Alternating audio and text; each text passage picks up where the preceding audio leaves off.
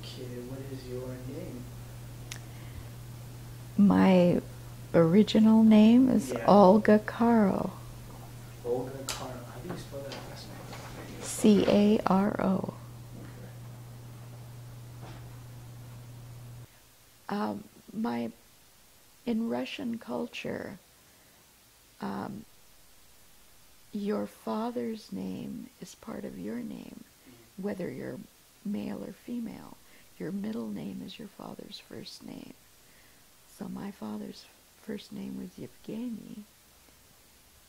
They baptized me as Olga or Olga. So my full name was Olga Yevgenyina Caro.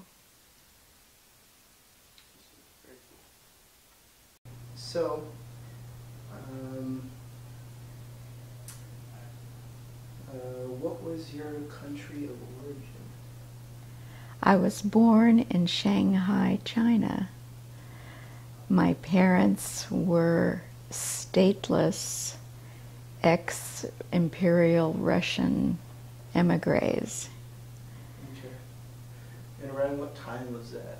Like around... I was born in 1945, but they came during the 30s from Russia to Manchuria and from Manchuria to Shanghai. Oh, okay. My grandfather worked on the Trans-Siberian Railway. Very cool. So, when you were moving from Imperial Russia, you said something about it switching from, during that time, it went into the Soviet Union. Correct. At that time, during the Russian Revolution, Imperial Russia disappeared, so that my parents had no country to call their own. They were stateless.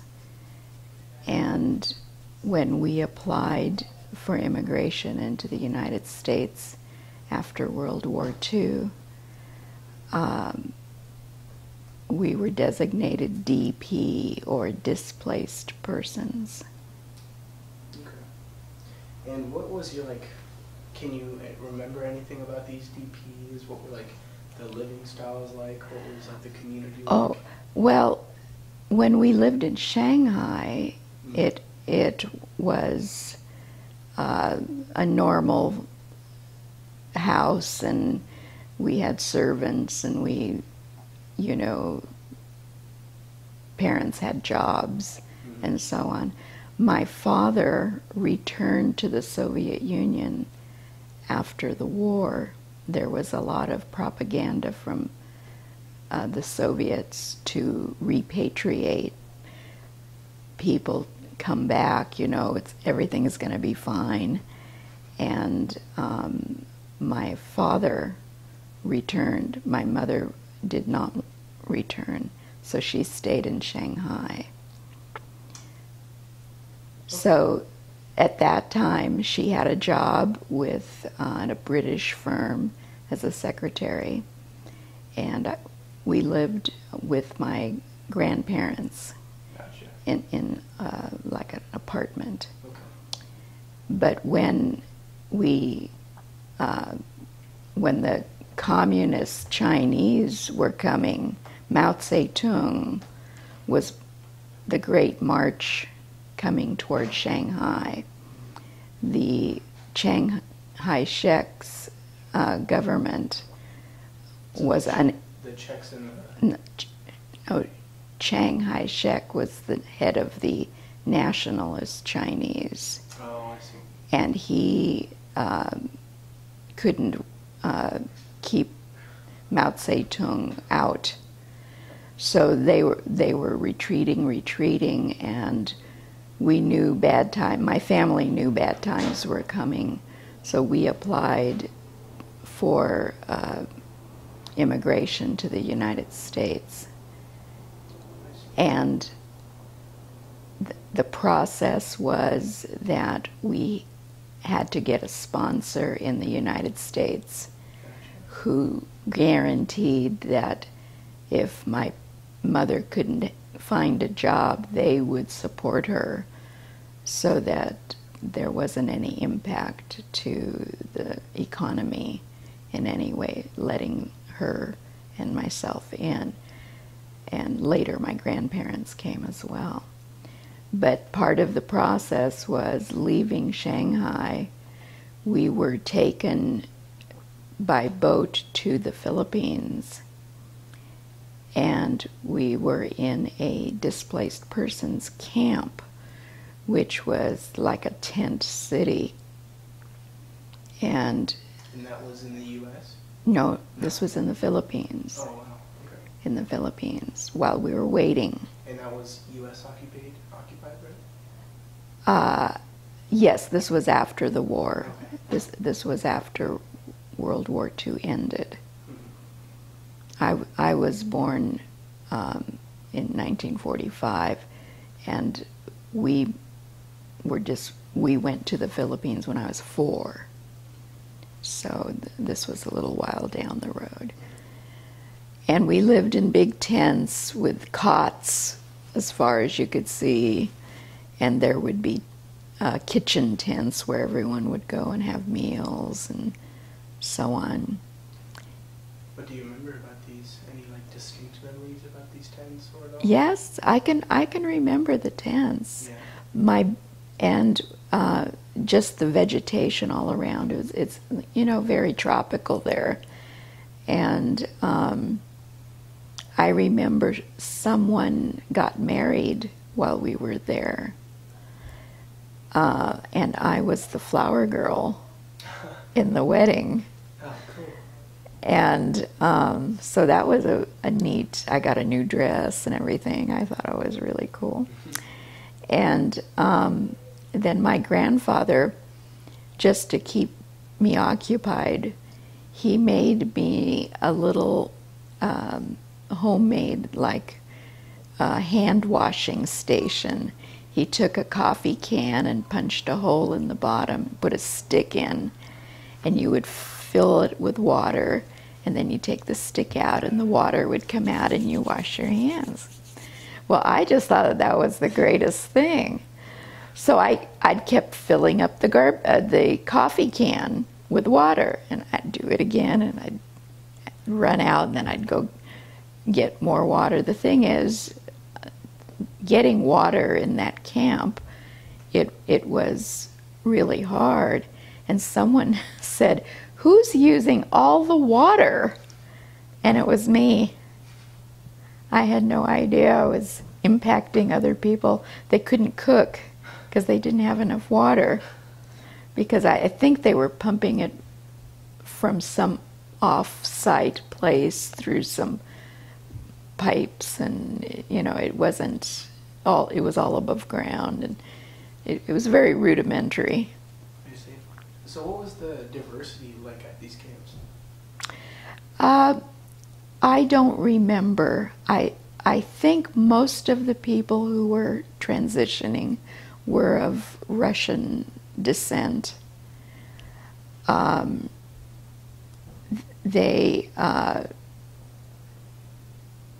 Many knew each other before, so I don't really remember any Filipino persons at the camp.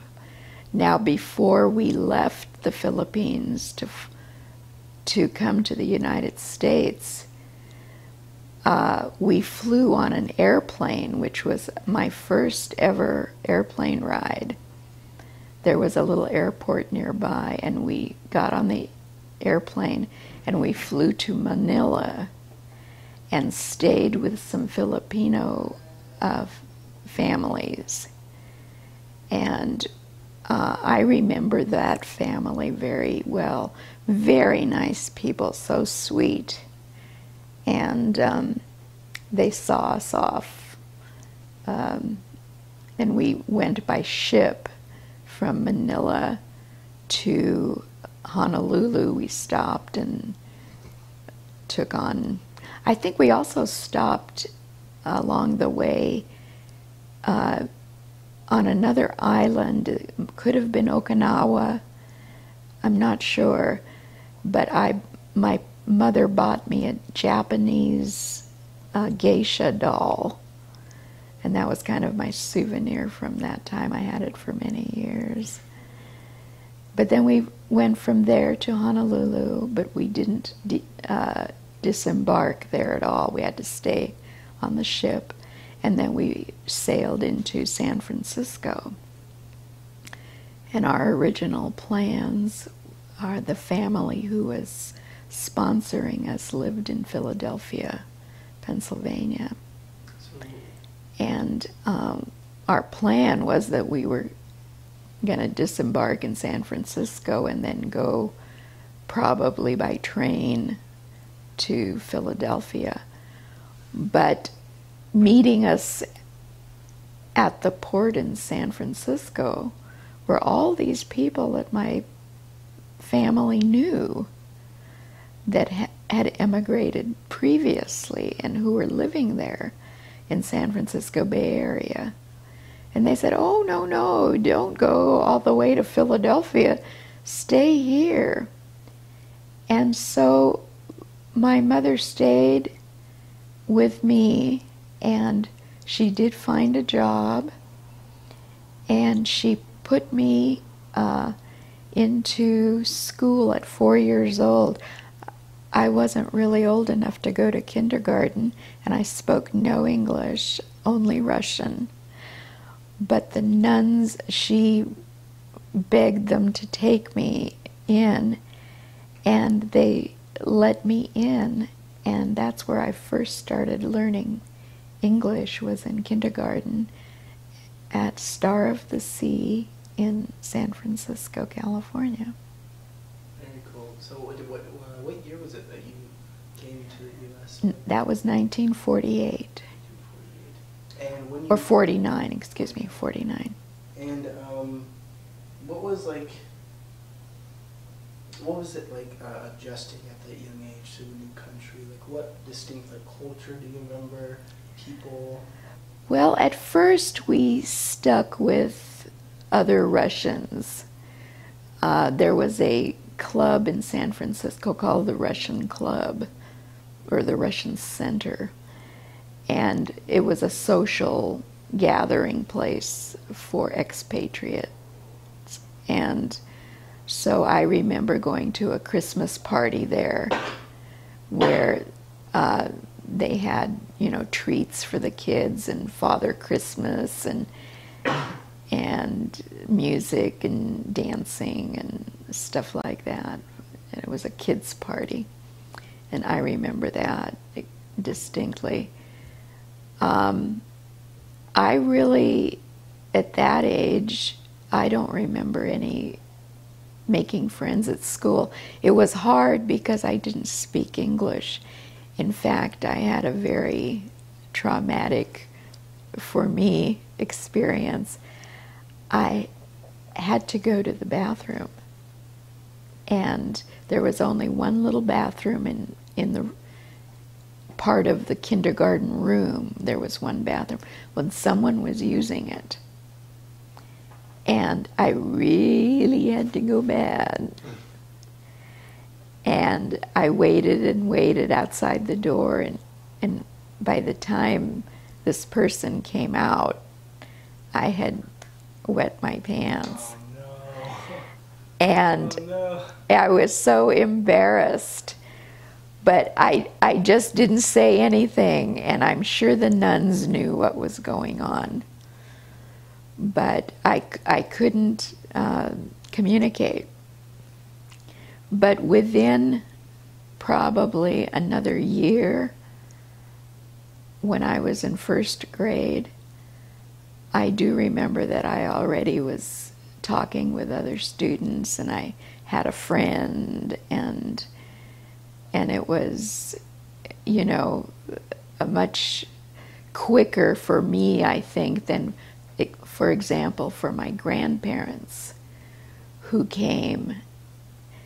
My grandfather bought a Shell gas station in Warm Springs, California, and there was a little cafe attached to the office for the gas station, and my grandmother cooked for anyone who wanted to come in and have a bite to eat.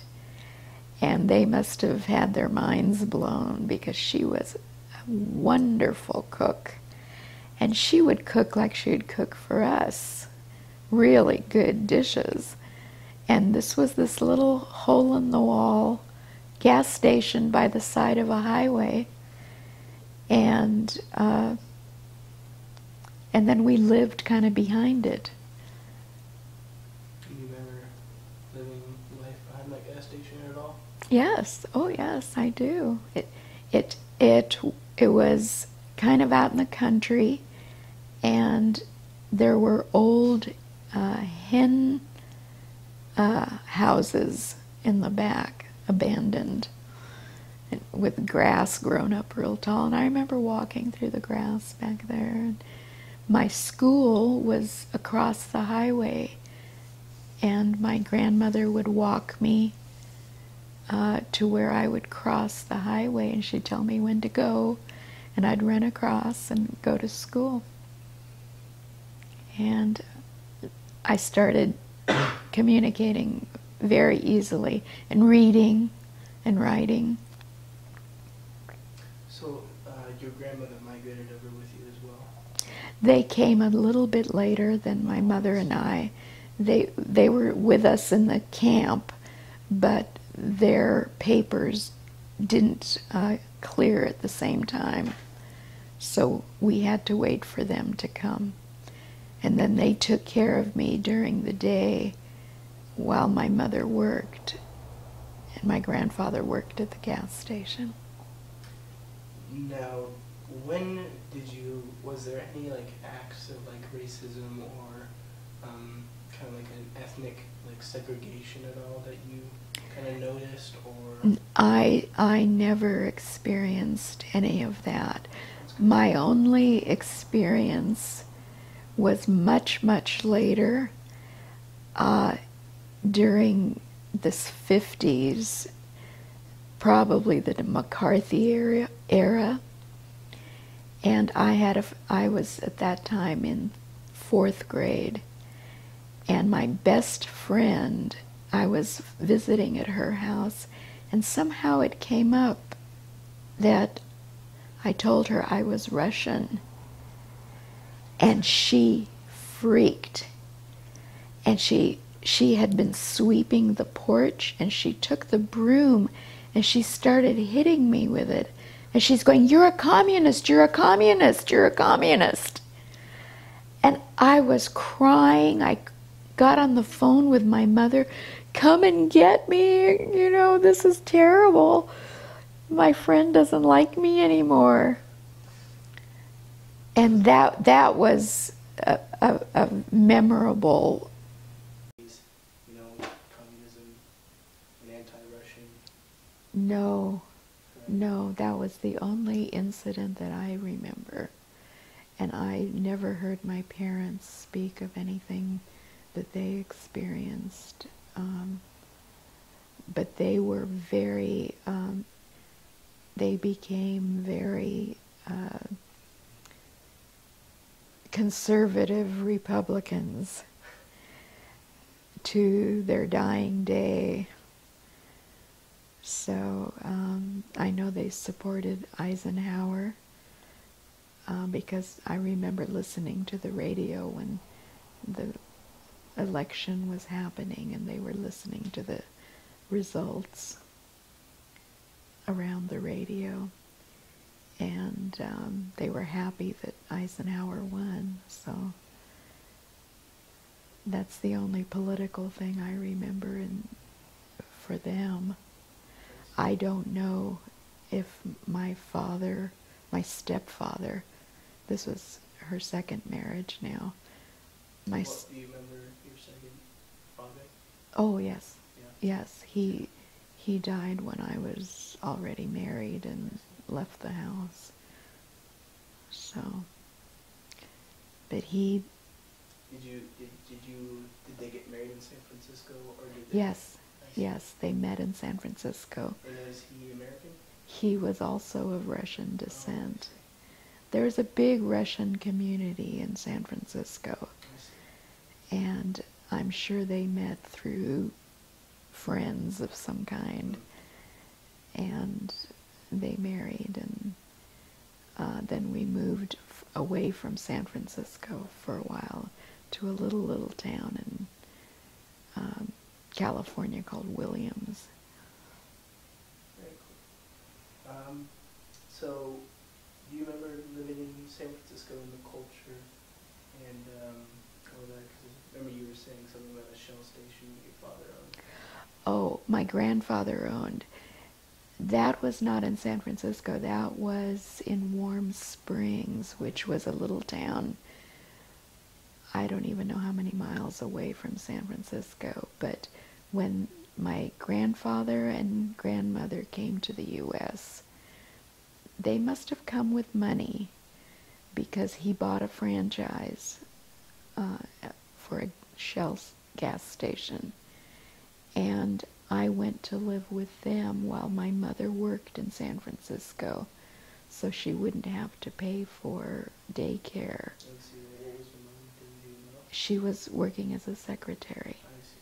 She had references from her work in Shanghai for the British firm that she worked for. And what was the British firm, do you know? I don't know the name. No, I think it was a banking firm, financial of some kind. And what was it like living in the Shell station area? As a kid, I thought it was great. Yeah. You know, the school was right across the highway, so I walked to school, and my grandparents took care of me, and then my mother would come on weekends, and so I'd see her then. And while she was working in San Francisco, she met this other Russian gentleman who she married. And then I moved with them away from my grandparents. They stayed in Warm Springs. And didn't you say your grandma Baba, she owned a cafe or something like that? My Baba, not the Baba you know. Right. Yes, she, attached to the Shell station, was like a little diner. It's not even as big as a diner. It probably had 4 swivel little chairs, you know, at the bar. And she cooked and served food there if drivers who gassed up, if they wanted to stop, and they stop and use the restroom, and there would be this little place to eat if they wanted to get something to eat.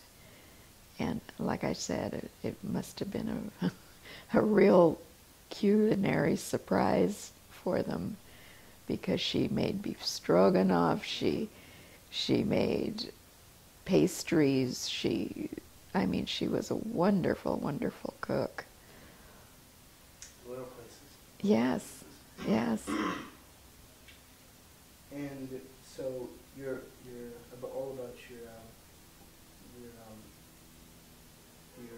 father living in Russia. Mm-hmm. All about before then. So what was since you were living in San Francisco and your father went to Russia when you moved to San Fran, do you know anything about what he was doing? No, they never maintained contact.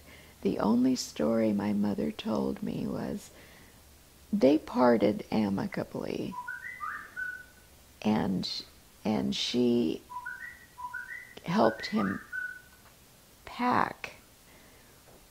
She helped him pack for his return to Russia, and she got one letter after he left, and she helped him pack, but she also packed him just a duffel bag with essentials. And he wrote back that because I had that duffel bag, I could take my things with me. Apparently, when this propaganda that the Soviets were putting out, that come on back, everything's fine, that people came with their whole household goods. You know, these were well-off people. They brought their furs, they brought their jewels, they brought their big furniture, everything. They took a train to the Soviet Union. They get off the train and they're told, what you can carry, you can keep. Not off to a great start with what they were told. Yeah, I mean, that's how it worked in those days. And my father fortunately had that duffel bag with his essentials, and so he could carry his stuff. And what was your father? You said he would work on a railroad?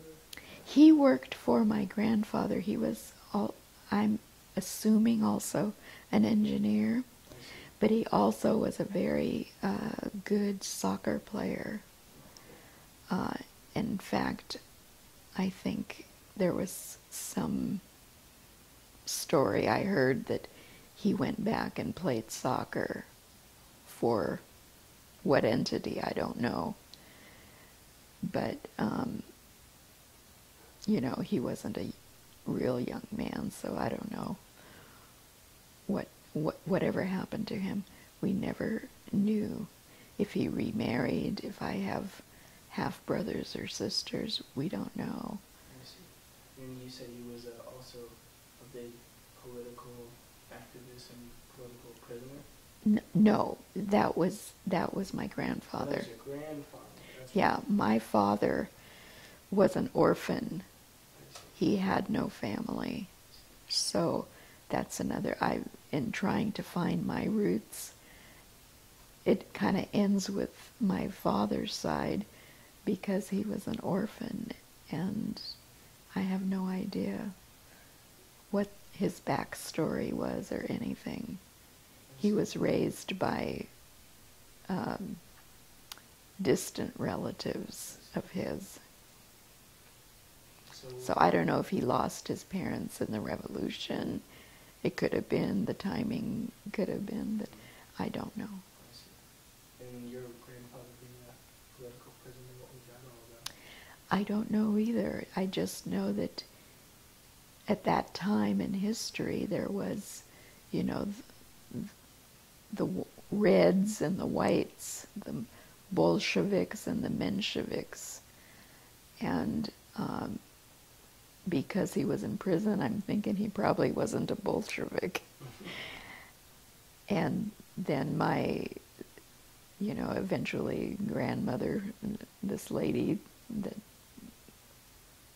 was so close friends with his wife, she managed to get him out of jail by saying that she would not transcribe the meetings that they wanted her to do if they did not release him. So I'm thinking he may have been not a real important prisoner. I see. And you were like saying for that time, you know, standing up like that too, like. Yes, for a woman to demand that, she always had great belief in herself. She spoke several languages. In fact, I have a business card of hers where she gave French lessons. She spoke Russian, she spoke French. I don't know what other languages she spoke. Her English wasn't that great, interestingly, but she got by once she came to the U.S., you know. She could get by. But most of their friends were Russian, remained Russian, you know. And so, during the culture of that time, you know, like, do you remember, like, your like musicians that were like in San Francisco that you remember around that time, or like culture, Well, TV shows? we didn't have TV I see. because that was, expensive and cutting edge. So we listened to the radio, like I said, Big John and Sparky, Saturday mornings. I listened to it every Saturday. But I don't recall culturally anything until as the more I melded into American culture, I kind of dropped off the Russian, and it was kind of not something conscious, but I just became more and more,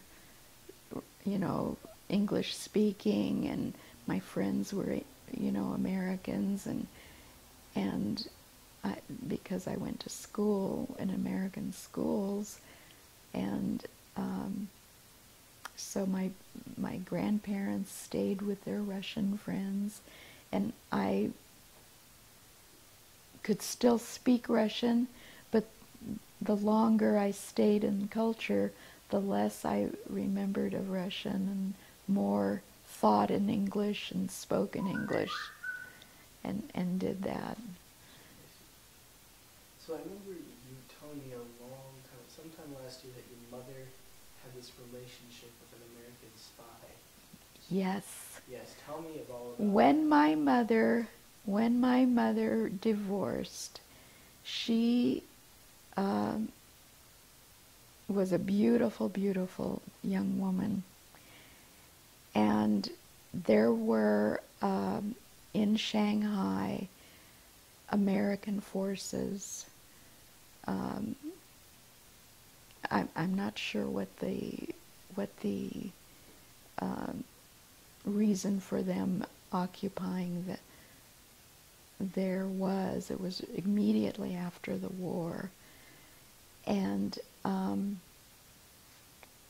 his name was Frank Farrell, and his brother was Charlie Farrell, who was a star in Hollywood.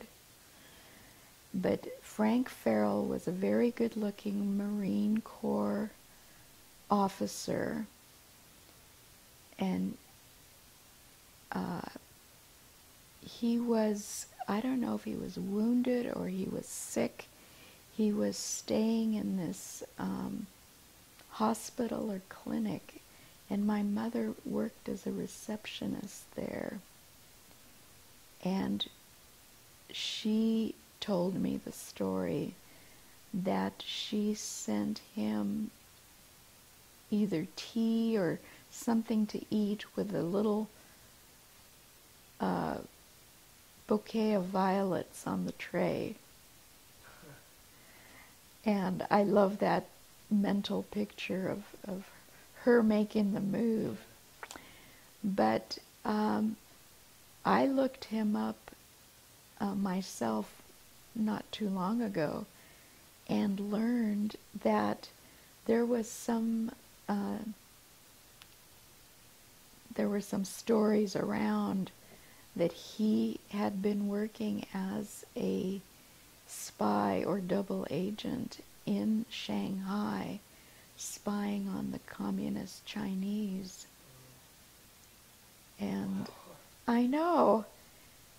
And he became after the war, he returned to, after he got out of the Marine Corps, he returned to New York City, and he became a columnist, a newspaper columnist.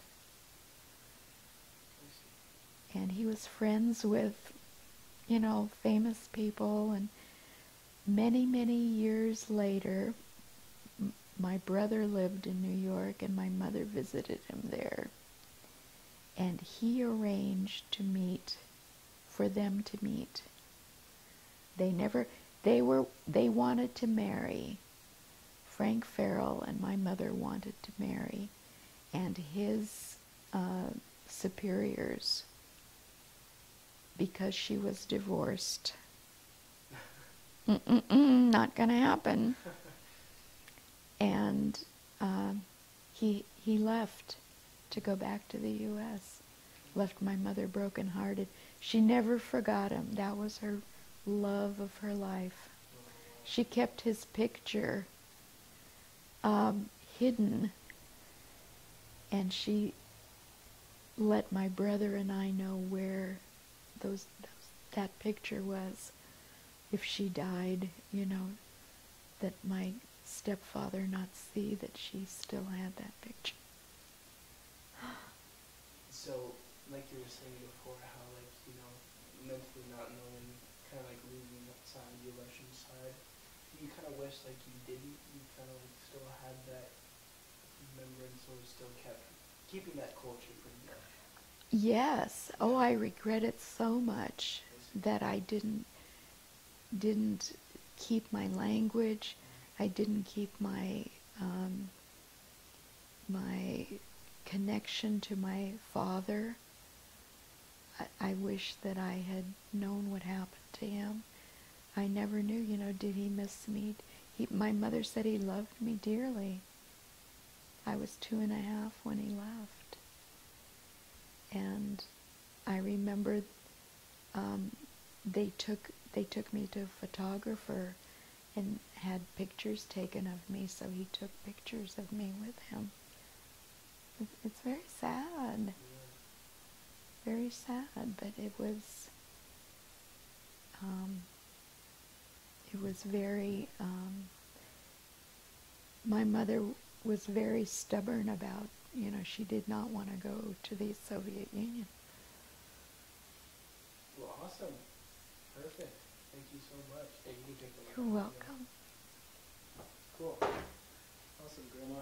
That was great.